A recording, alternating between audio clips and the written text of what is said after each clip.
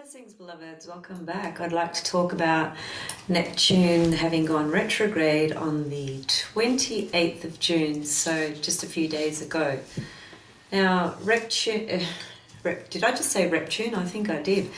So I'm feeling pretty Neptuned out myself. I wanted to say that Neptune spends half the year retrograde and half the year direct, right? Which is the case with Pluto as well, actually.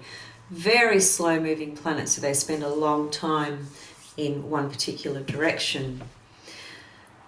I've been reflecting a lot on this energy internally the last few days particularly, and just remembering remembering a lot of things. In my own chart, I actually have Neptune retrograde natally, so for me, Neptune going retrograde is business as usual, really. But on the other hand, I think at the same time, when Neptune does go retrograde, even for those of us who do have it retrograde natally, we still have an experience with it, of course.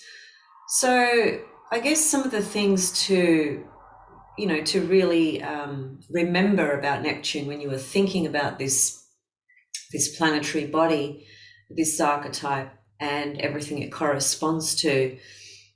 It's one of the, in my opinion, it's one of the trickiest energies to really understand, because it's it's essentially the essence of God or goddess or divinity or spirit.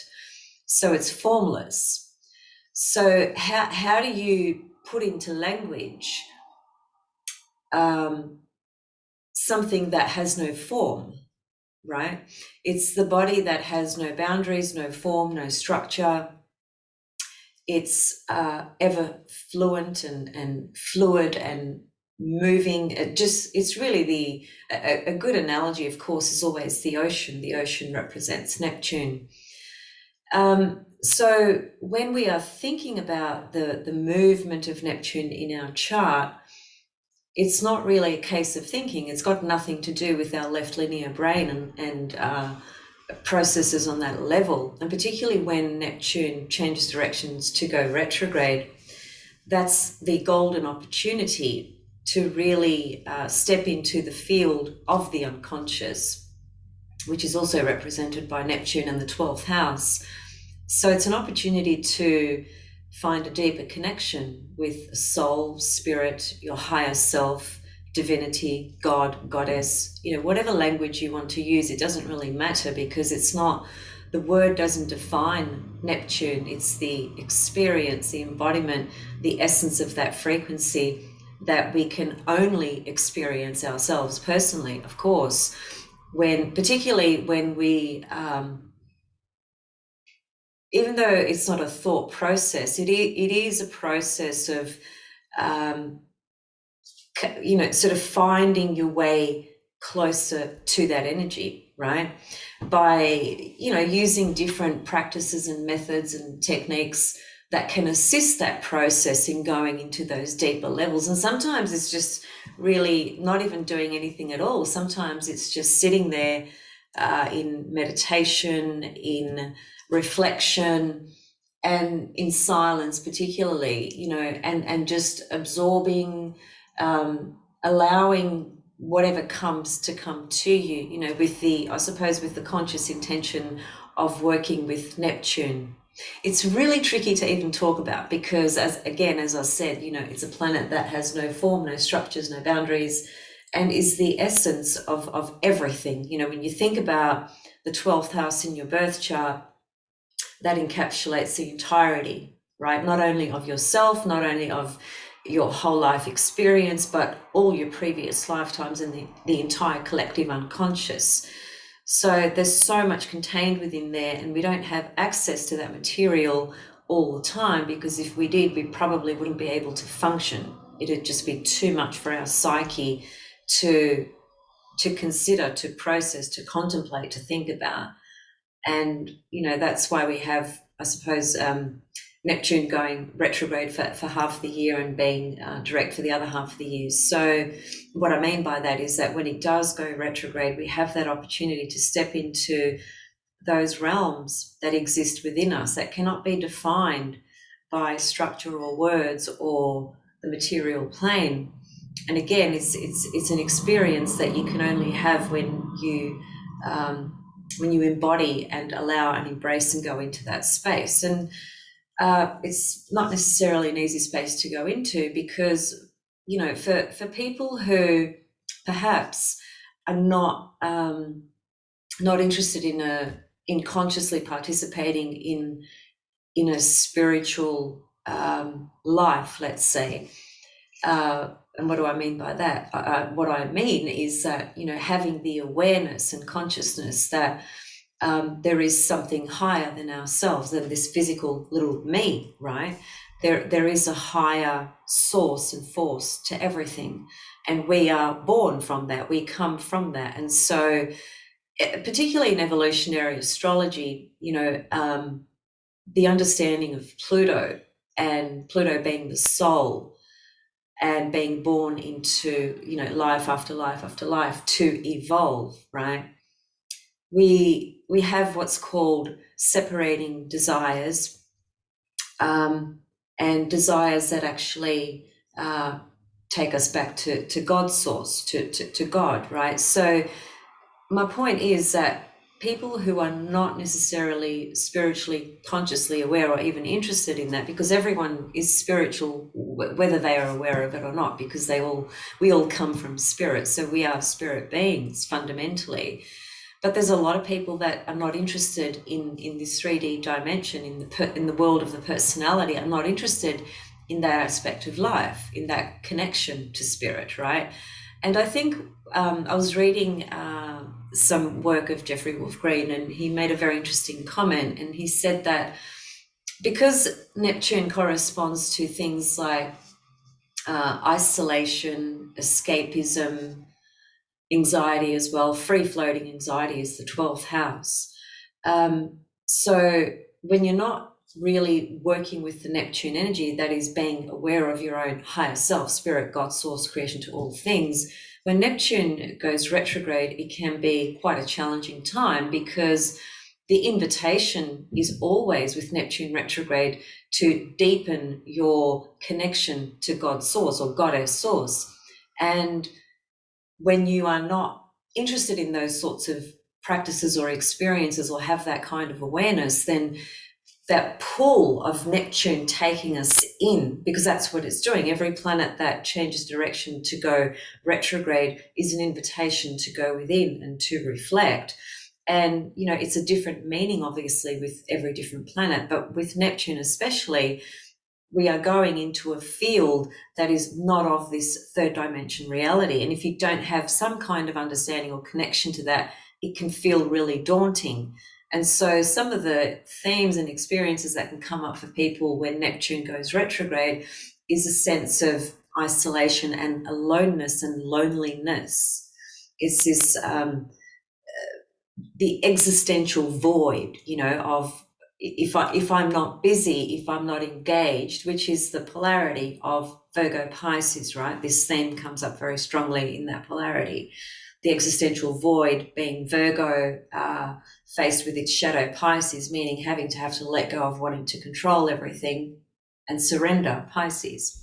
And so Neptune has that theme running through it as well when it's retrograde, because it is asking us to let go of wanting to control everything externally and to surrender into a deeper communion or connection to source creation to all things. And when we are not able to do that for whatever reason, that may sometimes it's associated to trauma, you know, there's a lot of things that are contained within Neptune, 12th house, collective unconscious, all our previous lifetimes. Sometimes the silence and the stillness can activate very challenging periods for people, because it wakes certain things up inside the psyche, inside the unconscious, that are not necessarily pleasant, which belong to past life material, for instance. So there's all sorts of reasons, and there's no right or wrong. It's just, I'm just trying to give a few pointers as to how some people might experience Neptune retrograde, you know, quite differently.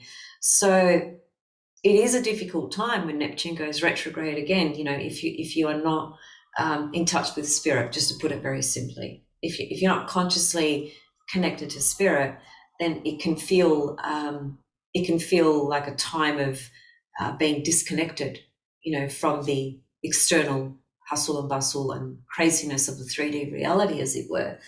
And just one other thing, with Neptune retrograde now, this is completely applicable when you were born with Neptune retrograde, and I get the sense that it might this theme might carry through when Neptune just goes retrograde, in the heavens via transit, for instance, which is what it's doing right now.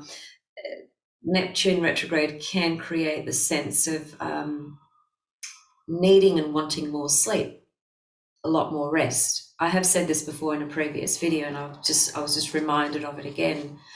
And sometimes the matter of sleep, first of all, is so crucial to our well-being, our mental health, our physical health. Every component of health is connected to having a healthy routine of sleep, because there's all sorts of sleep disorders, there's all sorts of disruptions that can occur, in our sleep every night for different reasons and so forth. And most of us tend to be impacted by that, and that is while some of us function better with less sleep, there are a lot of us that don't, and I'm actually one of those people. I was born with Neptune retrograde, and I am one of those people that needs a lot more sleep, 100%. Also have Mars in the 12th house, and Mars is your the gas in the tank, the energy. And so how does my energy get revived? Through a lot of sleep, 12th house, right? Pisces, Neptune.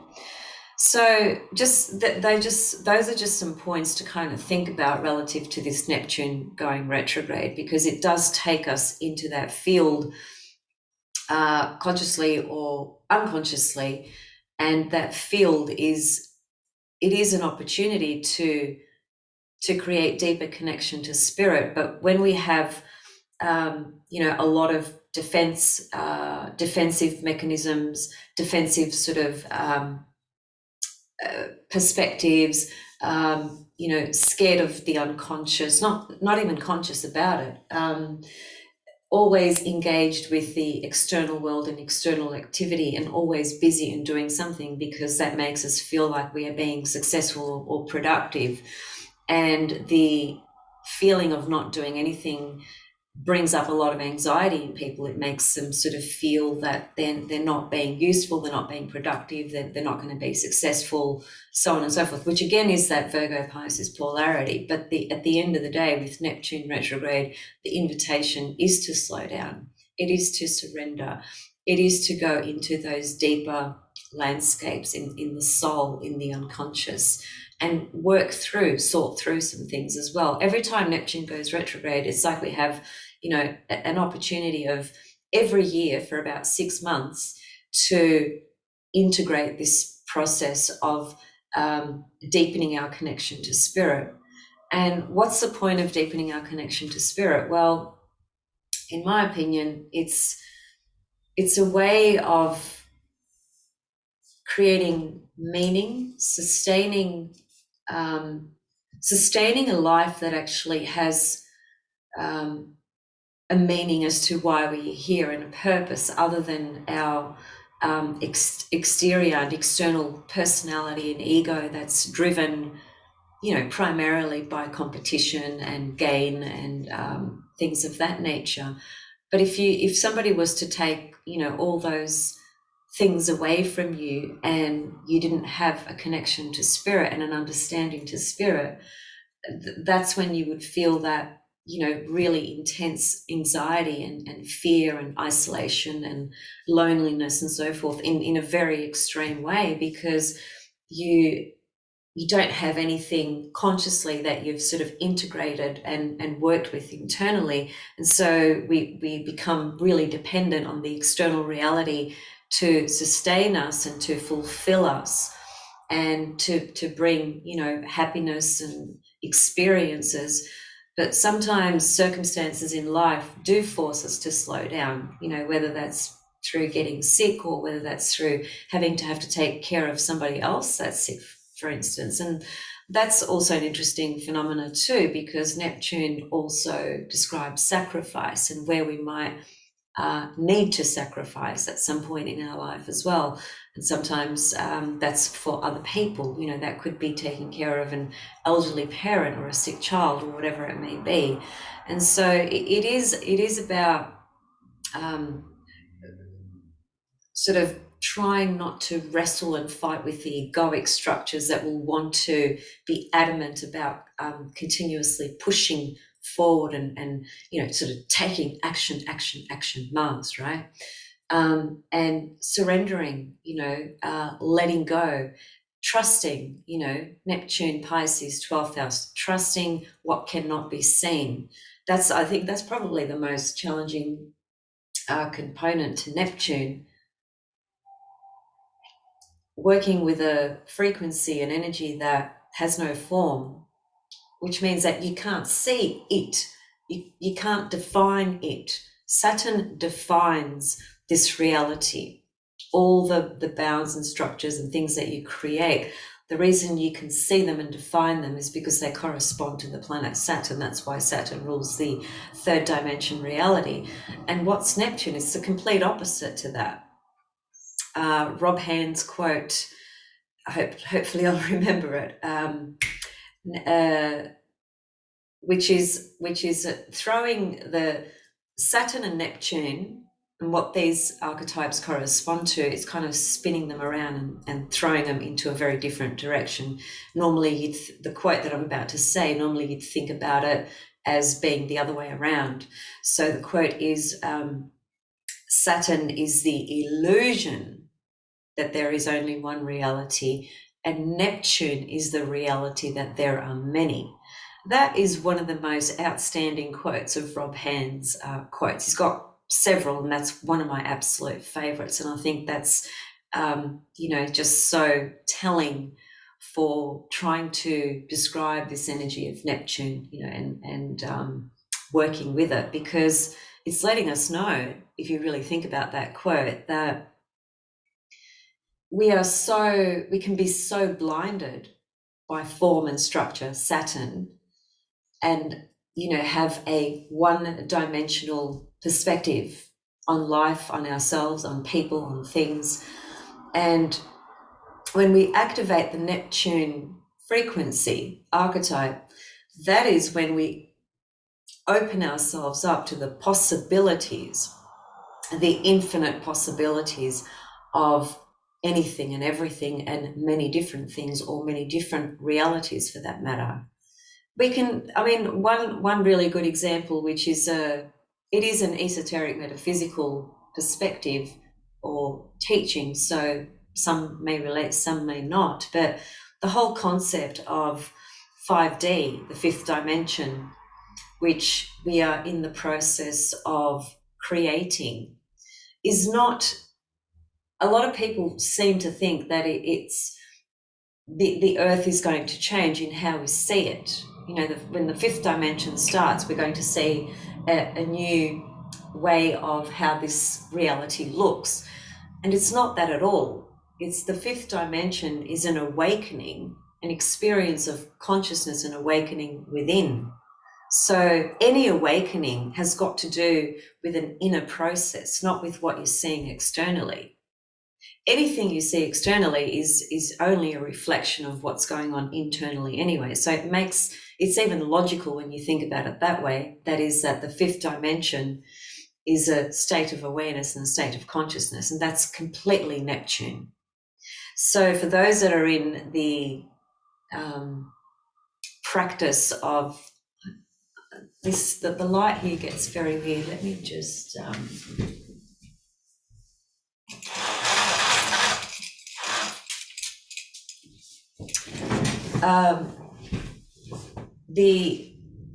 the journey of awakening to 5D is a journey that comes from within. It's got nothing to do with what's happening out there.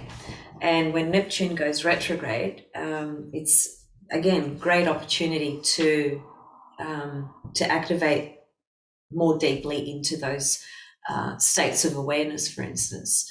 So winding it back now to just a couple of practical things. So Neptune goes retrograde at 25 degrees of Pisces, right? It's been in Pisces since 2011, I think it is. And Neptune spends about 14 years in each sign, which is a fair amount of time. So what that means is that it only tracks a couple of degrees every year, so it moves very slowly. So Neptune's cycle is 164 years, and so most of us, or if not all of us, will never have a Neptune return, as it were, and in other words, won't experience Neptune's cycle around our entire chart. And that's not an accident. That's a very specific choice by the soul, and how it wishes to encounter the experience of Neptune through the chart. In other words, which houses in your birth chart will you see Neptune moving through? Or have you seen Neptune moving through up to this point? Because tomorrow is not promised to nobody. We assume it is, but the truth is that it's not. Anything can happen to any of us. So again, that's a reality. It might not sound optimistic, but I don't see it as pessimistic. I just see it as it's just a possibility, right? You can, of course, sort of project forward with any planet and see how far it moves around your chart, and know that, okay, in 15 years' time, you might have Pluto in your 10th house, because it's a couple of houses away at the moment, for instance. But will you be around in 15 years? We don't know, right? Well, I don't know, so who knows, right? So for those of you that have planets in the mutable signs, so that's Gemini, Virgo, Sagittarius, and Pisces, of course, at around about, I want to say about 23, 24, 25, 26 degrees, this retrograde movement of Neptune, for the next 6 months is going to be hitting off those planets. So if you've got the sun, at 24 degrees of Sag, or the moon, or Venus, or Mars, or Mercury, particularly the interpersonal planets, which is the Sun, Moon, Mercury, Venus, Mars, right? Once we start talking about Jupiter, Saturn, Uranus, Neptune, Pluto, Chiron, and any of the asteroids, we enter a different sort of sphere of how these retrograde planets might impact. So that would really be another video, so I won't go into that. But I would really pay attention to the personal planets, as I said, Moon, Sun, Moon, Mercury, Mars, Venus, Sun, Moon, Mercury, Venus, Mars, the first 5 planets. And of course, the aspects would be, well, if you've got planets in Pisces, it's going to be a conjunction. And actually, that's what I've got at the moment. I've got Neptune exactly on my Venus. And it's a very new transit, because I haven't had it before, and I won't have it again because I won't be around when it comes back again. And so it's a very new experience to me in a lot of ways, but in a lot of ways it's not, because I've got Venus in Pisces, right? And Neptune is the ruler to Pisces. So if anything, it's waking up and activating much deeper components of my Venus in Pisces. And so, yes, that is and will be a new experience to an extent. But at the same time, I've, it's there inherent within me, right? I've got Venus in Pisces, so I'm always a Venus in Pisces soul, if you like. But one thing I was thinking about, and this is how literal on the physical plane, even with Neptune,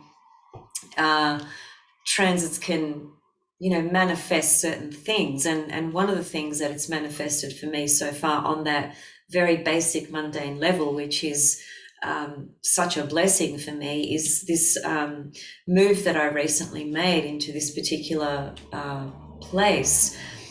First of all, I'm on my Venus line in terms of what's called local space mapping. There's astrocartography and there's local space mapping, and they're both very different methods, by the way, and they show you very different things. So don't mistake them as being the same technique, because they're not. But anyway, I'm on my Venus planetary line relative to local space mapping, and that within itself is extraordinary from the point of view of having transiting Neptune on my Venus. So I move into a home where I'm not too far from the ocean, Neptune.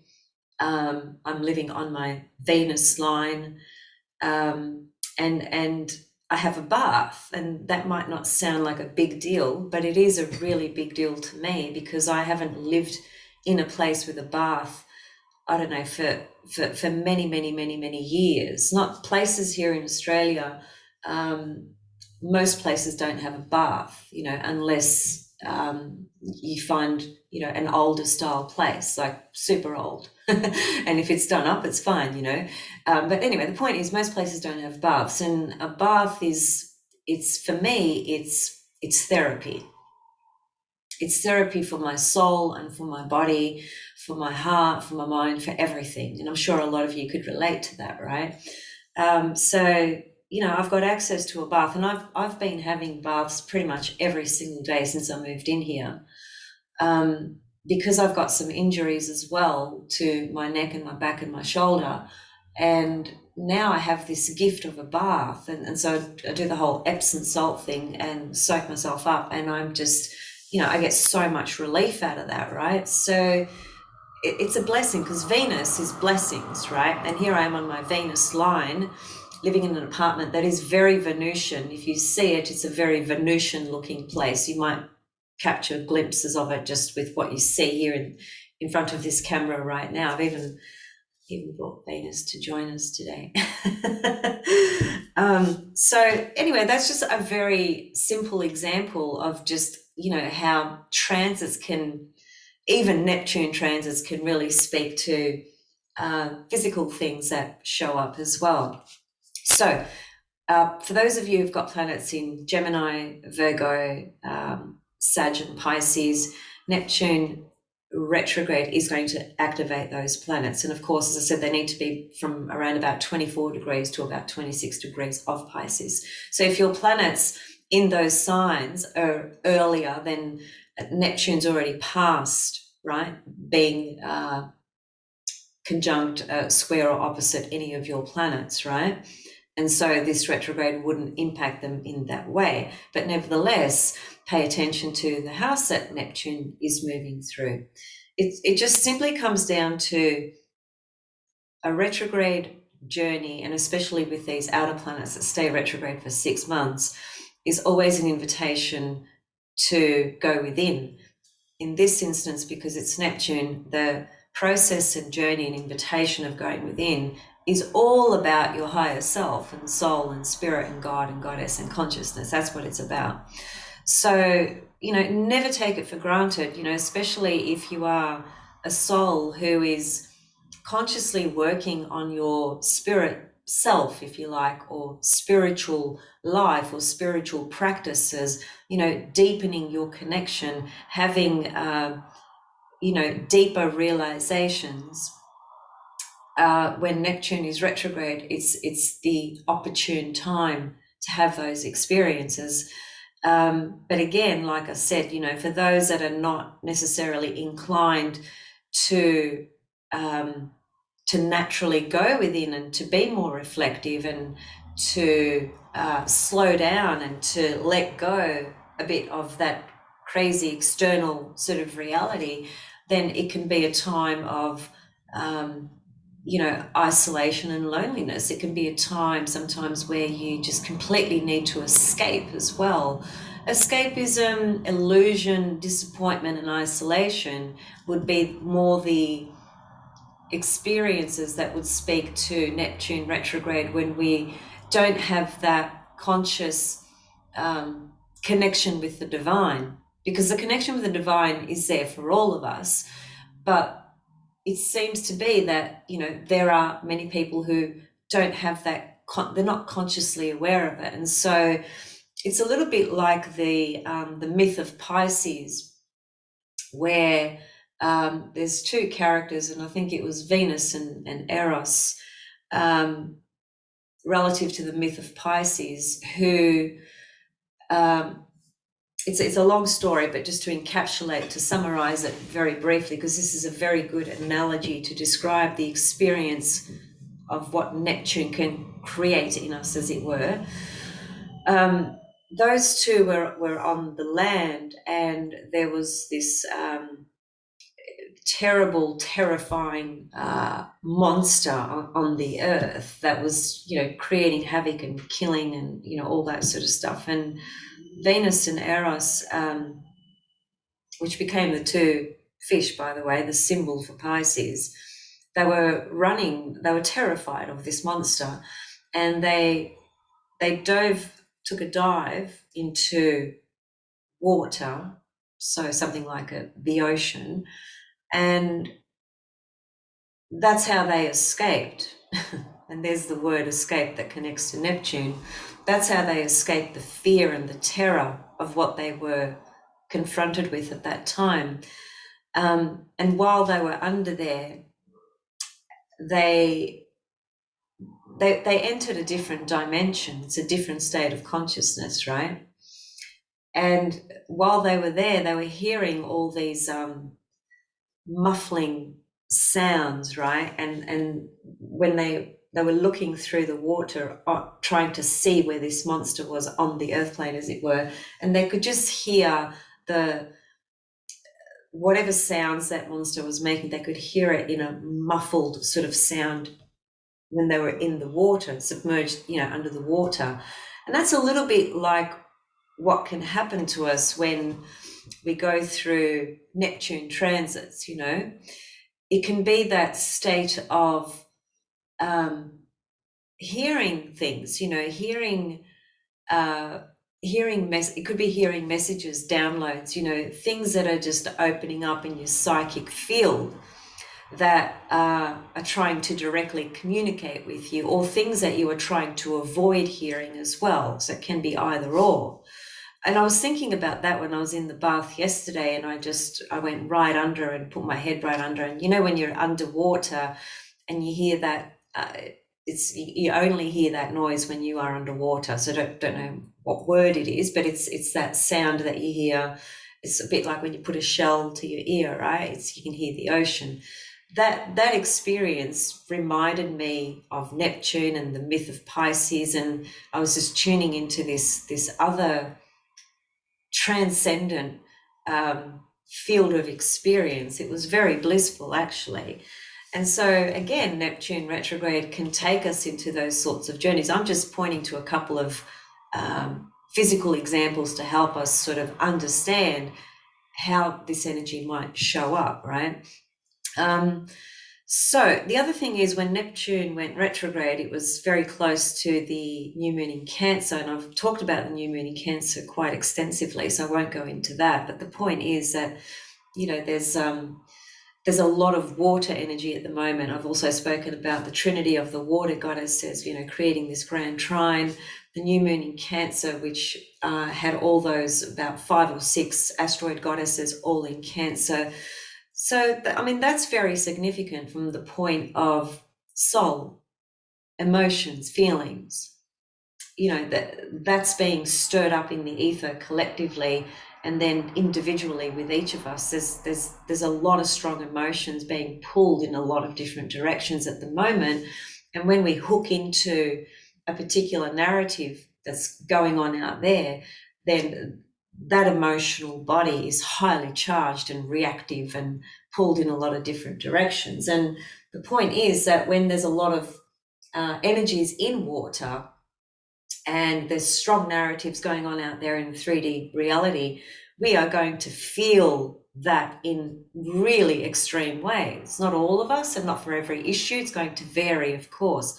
The point is, with all this water energy, just be aware that you are being sort of moved and pulled through in a lot of different directions. And you've got to, I suppose it's important to stop and just reflect and watch your own emotional reactive nature to things. How healthy is it? Is it constructive? Is it helpful for you? Is it useful for others? These are good questions to ask when we are, particularly if we are feeling frazzled and just sort of really really uncomfortable and feeling a lot of pain about something as well. We kind of need to find where we are in all of that, because Neptune retrograde also takes us into connecting and feeling the collective unconscious.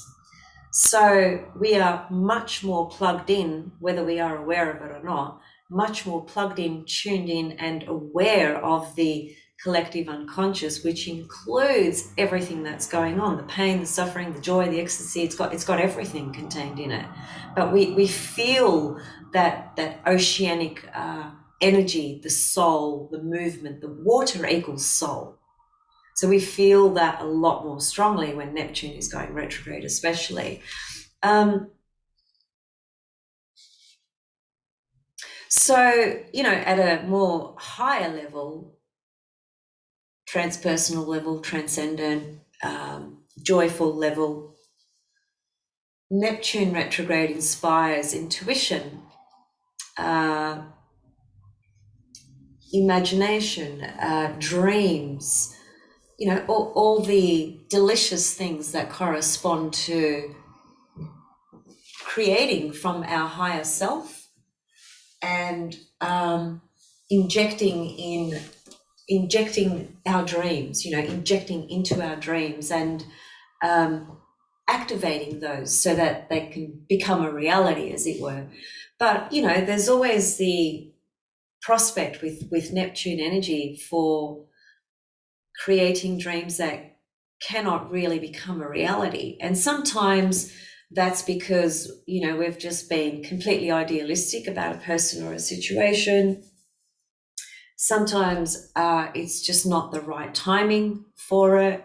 So, yeah, there's a lot of different things that can come up in that way. But escapism and isolation are the two things that can be, and disappointment can be really prominent when Neptune activates things in your chart when it goes retrograde, because it pulls you back out of that external 3D reality, and you sort of, you're kind of forced to look at, your dreams, your ideals, what's real, what's just an illusion, what is, it's really it's really, really tricky. It's really, and I'm feeling this so strongly at the moment, with Neptune on my Venus. It's going to be on my Venus for a couple of years because it's a 5-hit transit. So that's a really, really big transit for me. And I'm not unhappy about it. I'm very happy about it. I can't wait to see what it's going to bring up for me. Okay, so some of the other interesting things, and this is moving really far ahead, but it's worth kind of thinking about from now a little bit at least. Neptune, is going to complete the journey in Pisces by 2025, I think it is. 2025. Where have I written it? By about 2025, and it's, the next few years moving ahead, and of course we're going to come back and unpack all these in greater depth and detail, but we've got a really interesting trajectory ahead of us. We've got the Venus star point moving into Libra, which kicks off October this year. That's a transition from having been in Scorpio for 100 years and moving into Libra. It's massive. It's a really big deal. In the year of 2025, Uranus, Pluto, Neptune, 3 outer planets, would have all virtually at the same time changed signs. That's not a phenomenon that occurs regularly. It's a pretty unusual phenomena for 3 outer planets to all change signs at virtually the same time. So Uranus will be in Gemini, Pluto will be in Aquarius, and Neptune will be in Aries. And I noticed as well that when is it? In 2025, which I know is a couple of years away, but I couldn't help noticing this, and I'm going to do some work on this just with my own processing and come back and talk about it in greater depth. But I just wanted to flag it as a really interesting phenomena, and that is that we have a Venus morning star, in other words, a Venus retrograde cycle that occurs in Aries in March 22nd, 2025. And that's actually just days before Neptune ingresses into Aries. So that Venus star point, because of the degrees that it's at, it's actually going to be right there with Neptune anyway. So it's going to be conjunct Neptune, but Neptune is in Pisces. But it's only days later when Neptune ingresses into Aries. I think that's a pretty outstanding transit and phenomena that we are all stepping into in a couple of years' time. I just sort of noticed that recently, and I thought, well, you know, that's to me, that says a lot, and it feels like it says a lot, and I can feel it, but I haven't found the words to speak about it yet. So, and it's a couple of years away, so we don't really need to worry about it. So also, I just want to share my screen.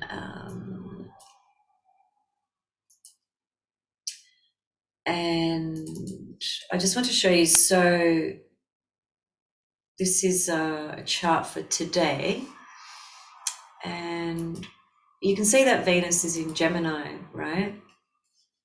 I'll just highlight it in case you can't. So there's Venus in Gemini, and when is it? I think it's around mid-July. I'll bring it up on the screen because I don't think I've noted the... Okay, so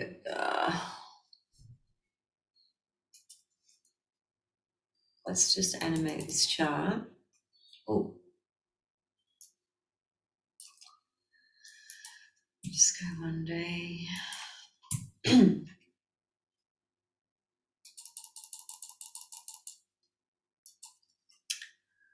Okay, so it's basically here, more or less here, really. We in the heavens we'll have transiting Venus in Gemini at around about 25, almost 25 degrees of Gemini, which forms a square to Neptune. And of course, that's a very minor transit from the point of view of it's only active for a couple of days. But I've spoken about this many times before. It's always worth watching when you get the Venus square Neptune, those transits, you know. I mean, from an artistic and creative perspective, and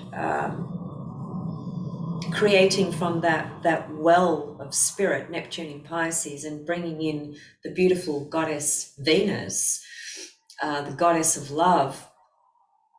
Both planets are to do with love, but when Venus is very complex in the matter of love. There's a lot of different sides to Venus and love, but a higher, the essential higher vibration of Venus and love is very close to the Neptune love, which is unconditional, right? It's the love of spirit, consciousness, God source, goddess source, right?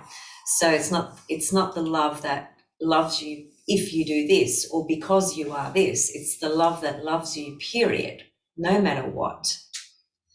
It's a very difficult love to find between humans. It might start off like that for some couples and relationships, but it certainly, in a lot of cases, doesn't end in that way. And that's why, you know, Neptune represents the ultimate source of love. It's the higher octave of Venus. So, you know, when you look at this transit from those higher, more transpersonal levels, connecting to the essence of love in the highest frequency, in the highest possible frequency that it can emanate through our own heart center, it's magical, it's beautiful, it's very powerful. There's a lot that can be given through that portal. and creatively as well, just even with your creative endeavors. And don't forget, creativity has a million or more masks, faces. There's so many levels to creativity. So at the mundane level, however, that Venus square Neptune, that can be very tricky with finances, money, investments, the electronic world of money, crypto, all those sorts of things. When you get a Venus square Neptune, you always need to kind of be very aware of what you are deciding around money matters at that time. And then because Venus is in Gemini, it is very much linked to the information that you are getting or will be receiving at that time, or will be tuning into, or will be listening to, or will be communicating yourself. Remember, Neptune can create the ultimate deception. That's not because Neptune creates that. That's because Neptune fused through the ego and the personality manifests typically when it's operating in a way that I would consider unconscious, lower level, if you like. It has the absolute potential to manifest through deception. So it can be being deceived in a financial situation, financial deal, a financial arrangement, agreements, arrangements. That's Gemini. When you think about Mercury, the ruler of Gemini, which corresponds to the entire world, that has everything to do with commerce, selling, trading, communication, all of that. Well, then it's not hard to understand that Venus in Gemini is going to bring in those themes as well. And it's tricky because it's Venus, and Venus is what we love, what we enjoy. So it's not a hard energy. Venus Neptune is not a hard energy at all, but they are squaring each other, which is implying that there can be some conflict that can arise out of this energy, and that's potentially because we didn't see something clearly as we needed to. And that is likely to be the case because it's Neptune that's involved. And so that, I think, comes through very strongly perhaps in the arena of relationships.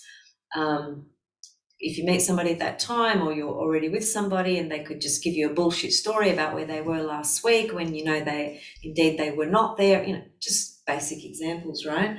So there's a lot of different ways this can manifest, but highest level is,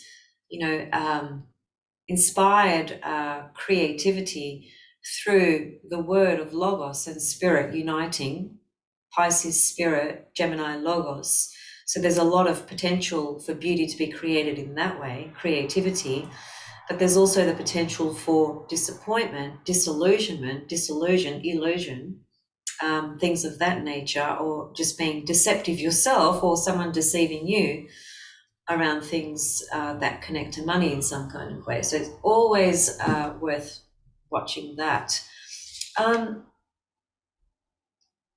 There was something else that I wanted to mention, and it's got to do with secondary progressions, but I think I will leave it and just actually make an entire video on it separately. It sort of seemed that I could bring it into some context, but now that I have spoken about everything I have, it just doesn't feel that it's going to fit in with what I've spoken about. So I will leave it and pretty much sign off, I think. Let's just see if there was anything else. No, not really. So, okay, so have a time to reflect on this Neptune retrograde by thinking about where it is in your chart. Is it activating any planets in your chart? And where are you at in yourself and your life at the moment relative to spirit? Do you have, a conscious connection to spirit? How would you want that to expand and to evolve and to become even more conscious inside you, you know, over the next 6 months. You know, how would you like that journey to feel and to look? You know, journaling is always a really great technique or practical thing to bring into these sorts of experiences as well, because journaling helps us give a space and a voice to our dreams and things that we want to create or want to develop or integrate more. And sometimes writing things out can help us see things that are in our head that, unless we put it to paper, it's just sort of circulating around there in the left and right brain, you know, just sort of maybe jumping between the two. So sometimes journaling can be a really practical way of actually giving you some guidance with how you're going to work with different energies, you know. So writing down, okay, so Neptune's at 25 degrees, you know, it's in my 7th house. It's going to hit off my moon, you know, it's going to hit my moon 5 times. So where's the moon in my chart? Is it in the 7th, meaning is it conjunct Neptune, or is it opposite in your 1st house? You know, thinking about simple things like that. Where is the transiting Neptune? Where is the planet that it's hitting off? What house is it in? What does that house represent?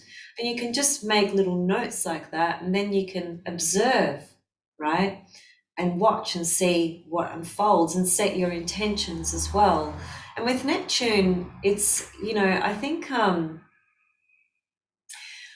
that one of the most important things has to do with trust and relinquishing the personality's desire for the outcome that it, you know, sort of wants, as it were. I mean, it's fine to have goals and dreams and objectives, but if we don't bring in a deep, authentic, true level of trust with Neptune's energy, then we are just trying to manipulate.